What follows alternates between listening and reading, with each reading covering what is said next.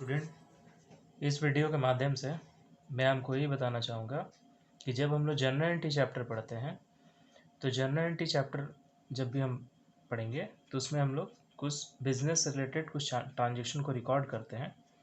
उसको रिकॉर्ड करने के लिए पहले हमें एक फॉर्मेट या तो एक स्पेसिमेन ड्रॉ करना पड़ता है, और ये जनरल एंट्री के फॉर्मेट और स्पेसिमेन जो है ड्रॉ करने के लिए हमें total column number 1, column number 2, column number 3, column number 4 and column number 5, ये 5 कॉलम ड्रॉ करने पड़ते हैं।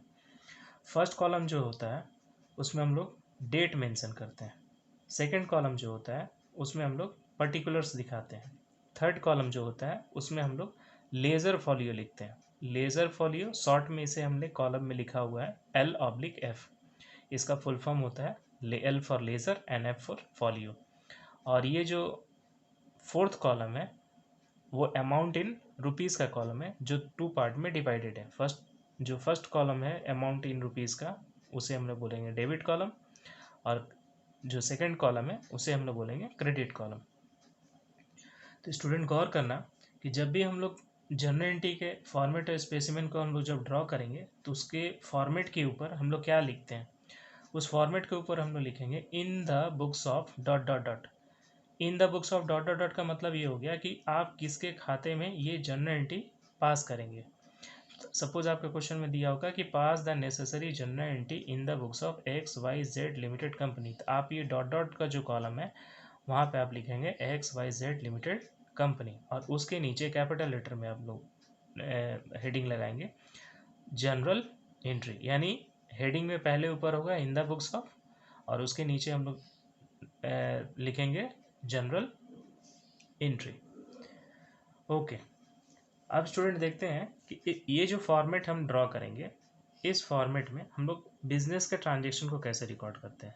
तो हमने नीचे में गौर करना है स्टूडेंट, एक एग्जांपल लिया हुआ है कि 2023 में 1 जनवरी को हमने रेंट 5000 रुपीज़ का कैश से पेमेंट किया।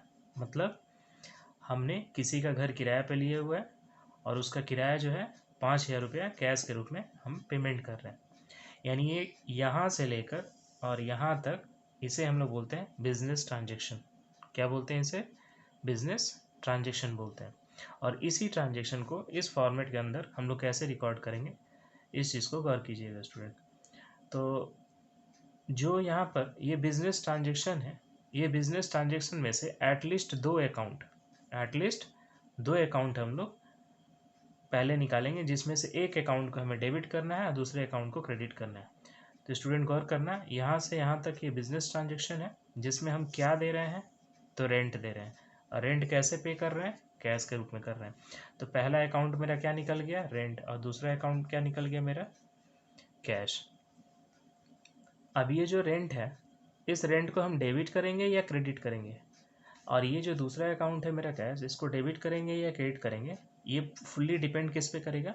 गोल्डन रूल्स पे, जो हम लोग प्रीवियस वीडियो में देख चुके हैं कि गोल्डन रूल और मॉडर्न अप्रोच रूल्स क्या होता है। तो गोल्डन रूल के हिसाब से स्टूडेंट याद करना कि कभी भी जब आप बिजनेस इस फॉर्मेट में कभी भी बिजनेस से रिलेटेड कोई ट्रांजेक्शन को रिकॉर्ड करेंगे तो वो हमेशा बिजनेस के पॉइंट ऑफ व्यू से रिकॉर्ड करेंगे, बिजनेस मैन के पॉइंट ऑफ व्यू से रिकॉर्ड नहीं करेंगे।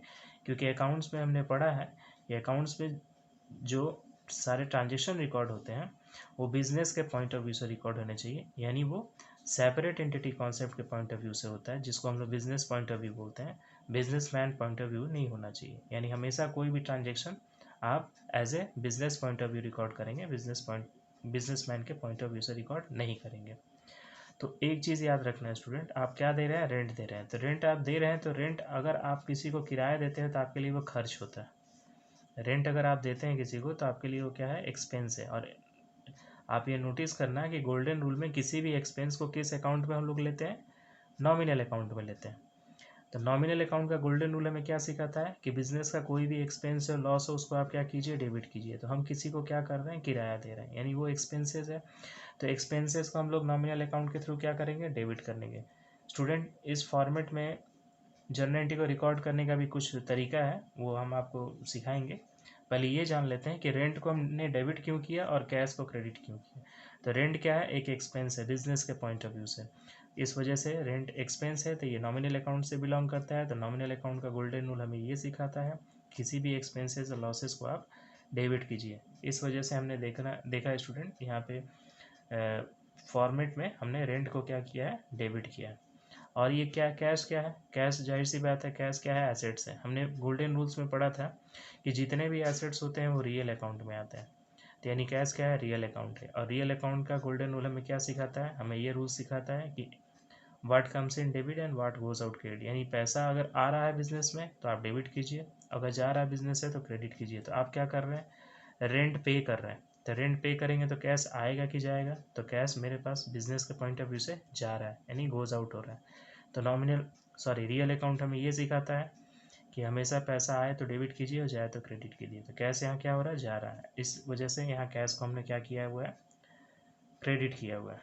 तो यानी इस पूरे बिजनेस ट्रांजेक्शन को रिकॉर्ड करने का तरीका क्या है स्टूडेंट, यहाँ पे गौर करना। यहाँ पर दिया हुआ है फर्स्ट कॉलम से रिलेटेड इन्फॉर्मेशन, यानी ईयर कौन सा है 2023 और डेट और मंथ क्या है 1 जनवरी। इसको हम डेट वाले कॉलम में नोट डाउन करेंगे। पहले लिखेंगे ईयर 2023, उसके बाद उसके नीचे लिखेंगे 1 जनवरी। ये डेट का काम लिखने का हो चुका है। इसके बाद ये यहाँ से लेकर यहाँ तक ये बिजनेस ट्रांजेक्शन होते हैं। इसमें हम क्या करेंगे, हमें 2 अकाउंट मिले, एक रेंट और दूसरा कैश। रेंट को हम क्या करेंगे, रेंट को हम लिखेंगे रेंट अकाउंट डेबिट।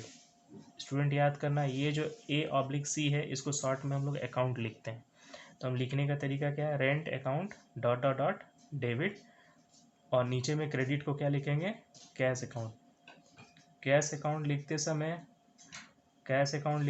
कैश से पहले हम लोग 2 अकाउंट मेंशन करेंगे। 2 अकाउंट इसलिए मेंशन करते हैं क्योंकि जब भी किसी अकाउंट को हम लोग क्रेडिट करते हैं उससे पहले हम लोग 2 लगाते हैं। 2 लगाने से क्या होता है, वो अकाउंट ऑलरेडी क्रेडिट हो जाता है।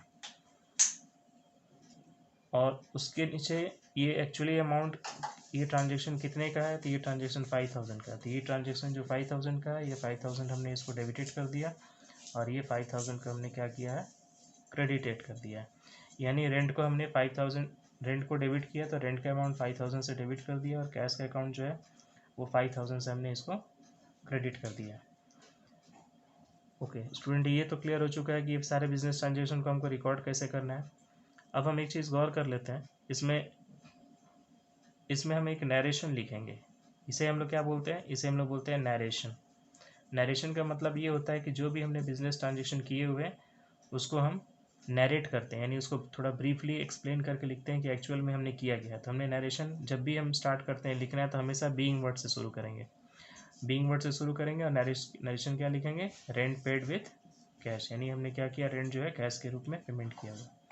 अब इसमें गौर करने वाली बात यह है, इसमें हमने जनरल वर्ड को 2 पार्ट में क्लासिफाइड कर दिया। First part is journal and second part is nal. What is the meaning of jour and nal, the meaning of jour and nal is, jour का मतलब ये होता है डेली यानी प्रतिदिन, यानी किसी भी ट्रांजेक्शन को जो हम प्रतिदिन रिकॉर्ड करते हैं उसे हम लोग जर बोलते हैं। और नल किसे बोलेंगे, नल हम लोग बोलते हैं बिजनेस ट्रांजेक्शन को। स्टार्टिंग में जो हमने ये लिया हुआ है rent ₹5000 paid with cash, this is called null. And 1 January 2023 ये जो डेट मेंशन है ये क्या है, पर डे का ट्रांजेक्शन है, उसे हम लोग बोलते हैं जर। यानी जब हम किसी बिजनेस ट्रांजेक्शन्स को किसी फॉर्मेट के अंदर जब हम लोग रिकॉर्ड करते हैं उसे ही हम लोग जर्नल एंट्री का नाम देते हैं। और इसमें सबसे एक इम्पॉर्टेंट चीज़ है लेज़र फॉलियो। लेज़र फॉलियो क्या होता है, लेज़र फॉलियो जो होता है वो लेज़र फॉलियो को हम लोग पेज नंबर से डिनोट करते हैं, इसे हम लोग पेज नंबर ही बोलते हैं।